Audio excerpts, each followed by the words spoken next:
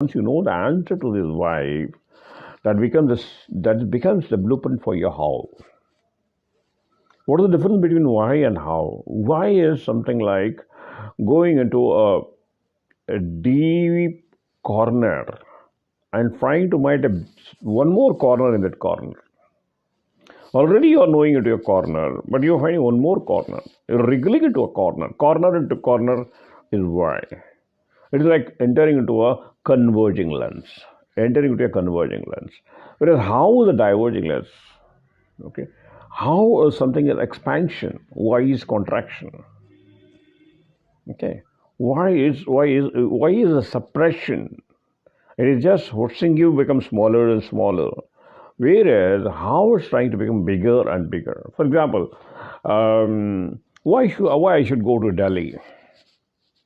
Yeah, I not go to Delhi. Why should I talk to my girlfriend? Oh, you not. Why should I talk to my enemy? Oh, you not talk to him. Why is he losing temper? Oh my goodness. No answer. If you reverse the story, how can I go to Delhi?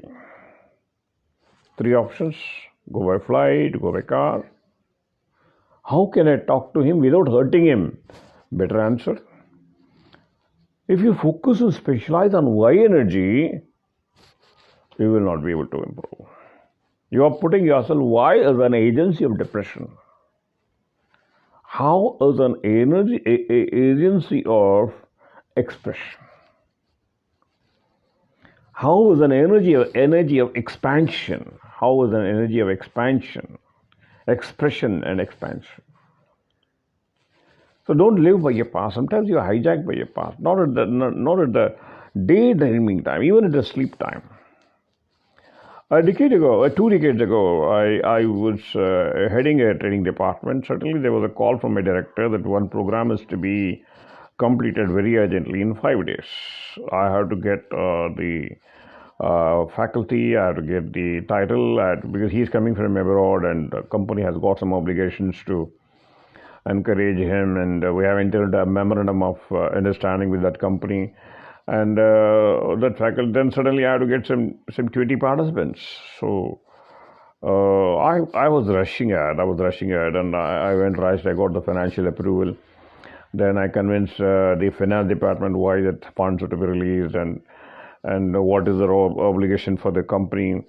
Then I called all my colleagues who were heading a different department. I told them to send two participants, because this is this, and because we have got a mutually dependent relationship. Sometimes I have to give some participants, sometimes he has to give participants, sometimes I have to give him a hand because I was in HR department.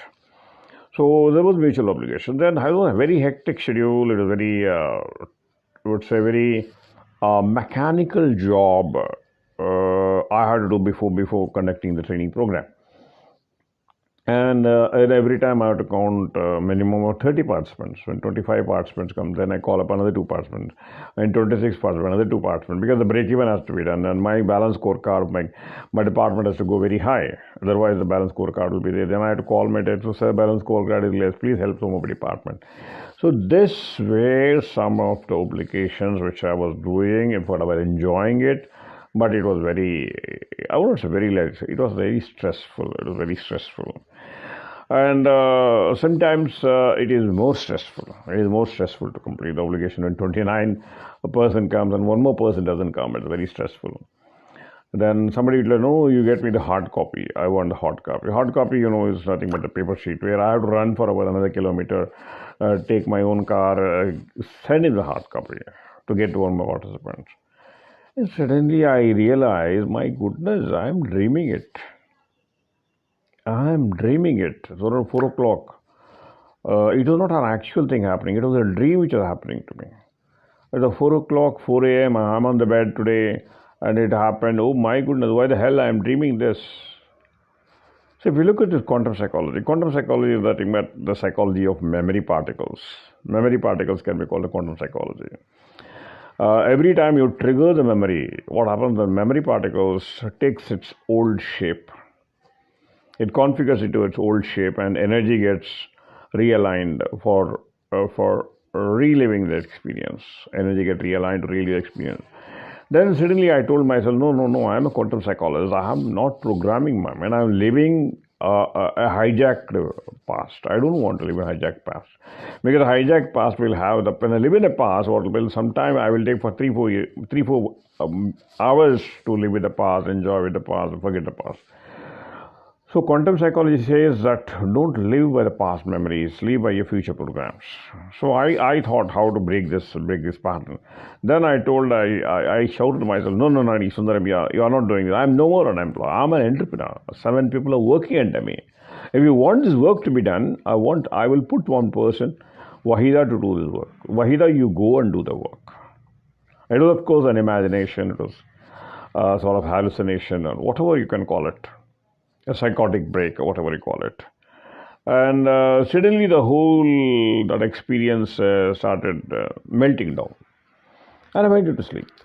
When I got up, it was around an extra 3 hours I slept. I used to get up at 3 o'clock, and I do my own rituals. You know about it. But this time, what has happened is I got up at 7 o'clock. And my wife asked me, what happened? You didn't eat at 3 o'clock. Then I asked myself, I could recall the whole story. I started filling in all the past blank, and I got the answer. Oh my goodness. I was disturbed by an energy script. I was disturbed by energy script. The energy script is my past official assignment. It is something like this. Sometimes the programs are not closed, as some program, unclosed program, triggers off, opens in the laptop, and it just closed on its own, or some reset button is required. So the same thing has happened in me. The whole past memories have come alive because of some ROM resetting, and I was living in that. If I live by a past, I cannot create a future. Even though consciously it is over, but unconsciously it may take years for me to come down. So I don't want to live in future. I'm a quantum psychologist. And the same method I teach to my clients, couples who come to me who are disturbed. In fact, I don't do any psychology at all. I'm an engineer, I'm a mind programmer, I'm a quantum psychology programmer. And that is what I teach my young couples who come to me. And we are producing very fast results, 10 times faster than any other clients who come to me. I take around only 30 minutes to classify my clients. And in fact, the big advantage of this quantum psychology is that you not talk to me at all. See, the beautiful part of this one is it's a counter psychology. It's not a quantum psychology, it's a counter psychology. Because here in the psychology, what happens, you have to go and tell your doctor all your negative things which you don't want to tell. You're forced to tell because that is the only method available to psychologists. But for me, no, I don't want every my client to come and tell me. That is reason most of the ladies prefer this type of treatment. That is reason you find most of my girls or my clients, 90% of the girls are my client, very few men come to me. And this can be taught, this can be learned. Those who are interested can leave their comments below. Did you like it? How did you like it? Are you interested in learning it? You can fill up the Google form there. You can see my work in social media, around 800 YouTube videos. Number two is, I'm not an extrovert. I'm not a good speaker. Basically, if you look at my background, back about half a century ago, I was a 9 years old boy.